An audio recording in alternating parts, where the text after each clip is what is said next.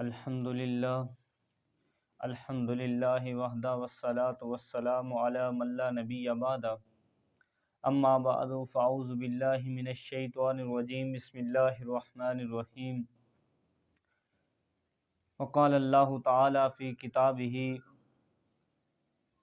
یا ایہا الذین آمنوا ان جاءکم فاسق بنبأ فتبینوا ان تصیبوا قوما بجہالۃ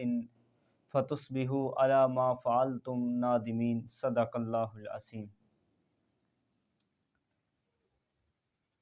ہمارے ہاں احادیث وسیلہ کے نام سے ایک روایت مشہور ہے۔ وہ روایت جس کو بھی دیکھو، جو بھی کہتا ہے کہ محمد صلی اللہ علیہ وسلم کو وسیلہ مانتا ہے، وہ اس روایت کو پیش کرتا ہے۔ تو آپ ٹی وی چینلوں پہ دیکھ لیں، بڑے بڑے علماء اور مفتی اپنے آپ کو کہلوانے والے اور جو محققین علماء ہیں، وہ بھی اس روایت کو پیش کر رہے ہوتے ہیں کہ جن کا دعویٰ ہے کہ ہم مناظر ہیں، ہم محقق ہیں، ہم سے اوپر کوئی، ہم سے بڑا مناظر ہی کوئی نہیں ہے، وہ بھی اس روایت کو پیش کر رہے ہوتے ہیں۔ اس روایت کو پیش کرنے سے پہلے میں آپ کو ایک واقعہ بتاتا ہوں جو امام حاکم رحمہ اللہ تعالی نے اپنی کتاب معرفت علوم الحدیث میں ذکر کیا ہے۔ یہ میرے پاس امام حاکم رحمہ اللہ تعالی کی کتاب المعرفت علوم الحدیث ہے، ریاض سے چھپی ہے، سعودیہ سے۔ امام حاکم رحمہ اللہ تعالی اپنے شیوخ کا ایک واقعہ نقل کیا ہے کہ اس روایت سے پہلے سند کی اہمیت پر یہ چھوٹا سا واقعہ ذرا غور فرمائیں۔ امام حاکم رحمہ اللہ تعالی کہتے ہیں، سمعت الشیخ، میں نے اپنے شیخ سے سنا، ابو بکر احمد بن اسحاق الفقی سے، اپنے شیخ ابو بکر احمد بن اسحاق الفقی سے میں نے سنا، وَهُوَ يُنَاظِرُ رَجُلًا، ان کے پاس ایک آدمی آیا، وہ ان سے مناظرہ کرنا چاہتا تھا کہ ایک آدمی آیا ان کے گھر میں، ان کے مکتب میں یا ان کی لائبریری میں جہاں وہ بیٹھتے تھے، وَهُوَ يُنَاظِرُ، وہ آپ سے مناظرہ کرنا چاہتا تھا امام حاکم رحمہ اللہ تعالیٰ کے شیوخ سے۔ فقال الشیخ، جب مناظرہ شروع ہوا تو شیخ نے کہا کہ قال حدثنا فلان، آگے سے وہ آدمی بول کر کہتا ہے کہ فقال له الرجل، اس آدمی نے کہا دعنا من حدثنا، حدثنا کو چھوڑ دیجئے، کیا حدثنا، کہ جو دین اسلام کی الاسناد من الدین، دین اسلام کی جو سند ہے، دین کی سند ہے، وہ امام حاکم رحمہ اللہ تعالیٰ کے جو شیخ ہیں انہوں نے سند ذکر کی رسول اللہ صلی اللہ علیہ وسلم کی احادیث پڑھنے سے پہلے، تو وہ کہتا ہے دع من حدثنا، دعنا من حدثنا، کہ حدثنا کو آپ چھوڑ دیجئے، کیا حدثنا، الی متی حدثنا، کیا چیز ہے حدثنا، کب حدثنا، اس نے ایسے ایسے باتیں کی۔ فقال له الشیخ، ابو بکر احمد بن اسحاق الفقی رحمہ اللہ تعالی نے اس کو کہا قم یا کافر، اے کافر یہاں سے اٹھ، چلا جائے، یہاں سے نکل جائے اس ہمارے گھر سے۔ ولا یحل لک ان تدخل دار عبادہ ھذا، کہ امام حاکم رحمہ اللہ تعالی کہتے ہیں کہ ولا یحل لک، اور امام ان کے شیوخ کہتے ہیں ولا یحل لک ان تدخل دار عبادہ ھذا، تیرے لیے یہ جائز اور حلال نہیں ہے کہ اس کے بعد تو اس گھر میں داخل ہوں۔ ان کو کیا غصہ لگا کہ اس نے سند کو چھوڑ دیا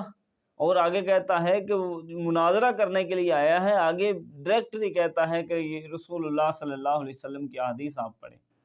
لیکن انہوں نے کیا کہا، قم یا کافر ولا یحل لک ان تدخل دار عبادہ ھذا، کہ اے کافر چلا جائے یہاں سے، تیرے لیے یہ حلال نہیں ہے، جائز نہیں ہے کہ اس گھر میں اس آج کے بعد تو داخل ہو۔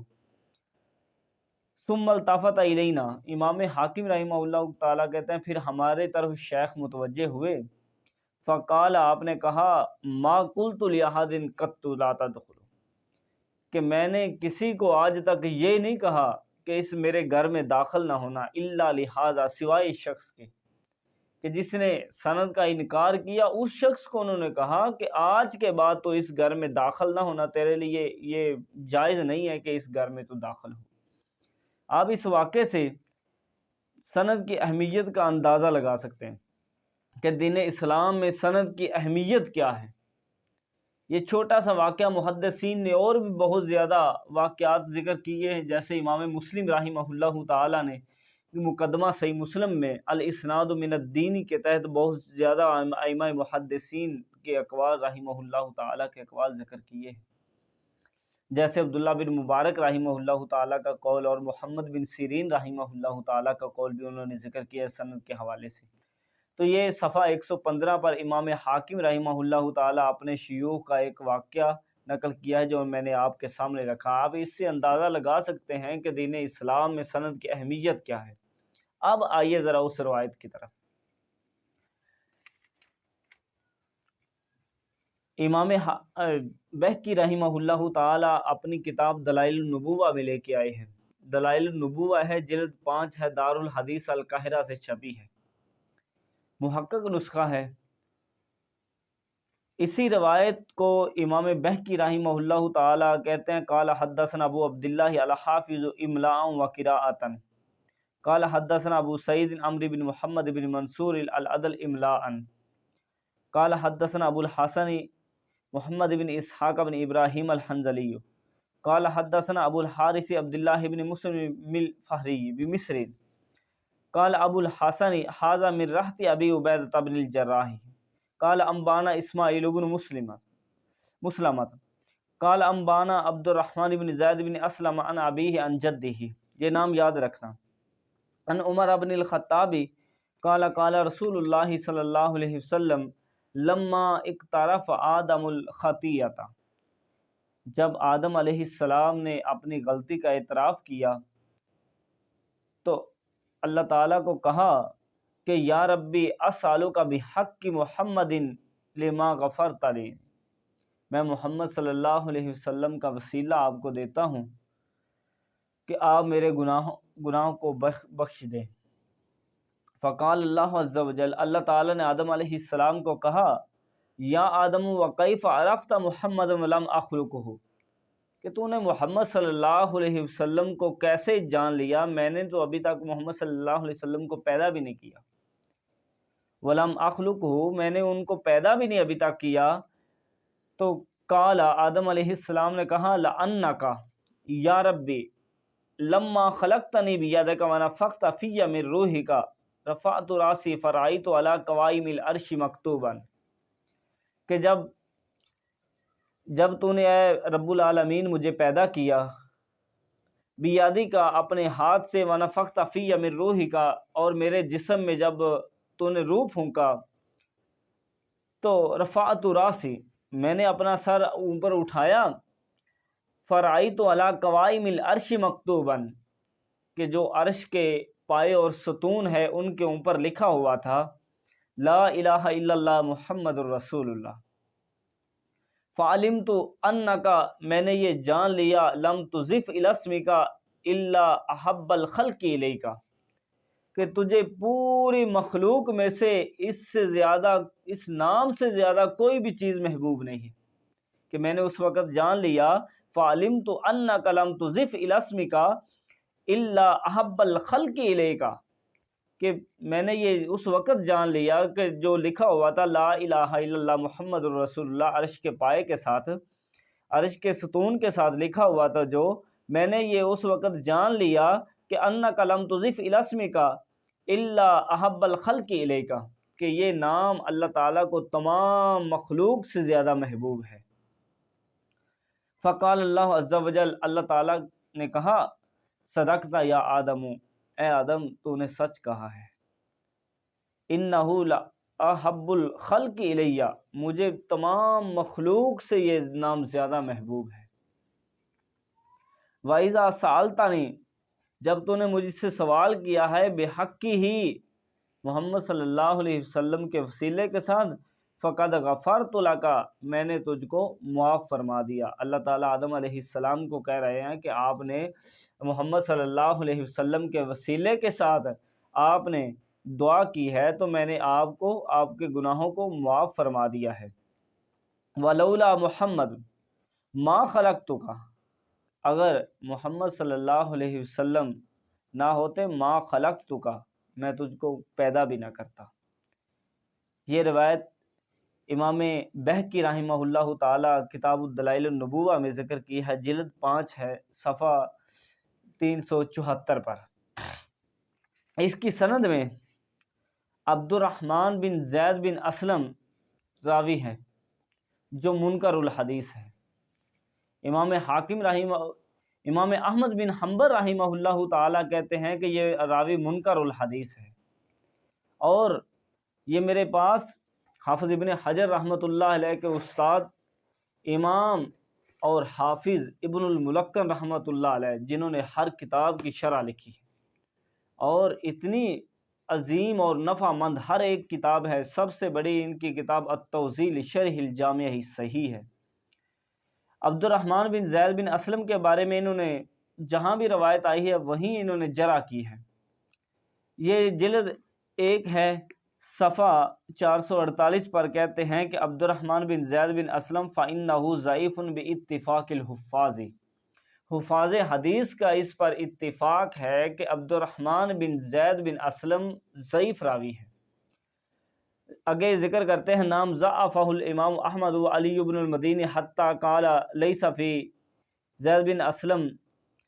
अबू दाऊद, इमाम अबू दाऊद ने, अबू ज़ुरा राज़ी ने, अबू हातिम राज़ी ने, नसाई ने, दारक़ुतनी ने, याह्या बिन माइन ने कहा कि लैसु बिशै, ये किसी शय का आदमी नहीं है, किसी काम का ये आदमी नहीं है। हदीस में ये आदमी किसी काम का भी नहीं है। लैसु बिशै, किसी काम का भी आदमी नहीं है। ये मेरे पास हाफिज़ इब्न हजर रहमतुल्लाह अलैह की तक़रीबुत तहज़ीब है।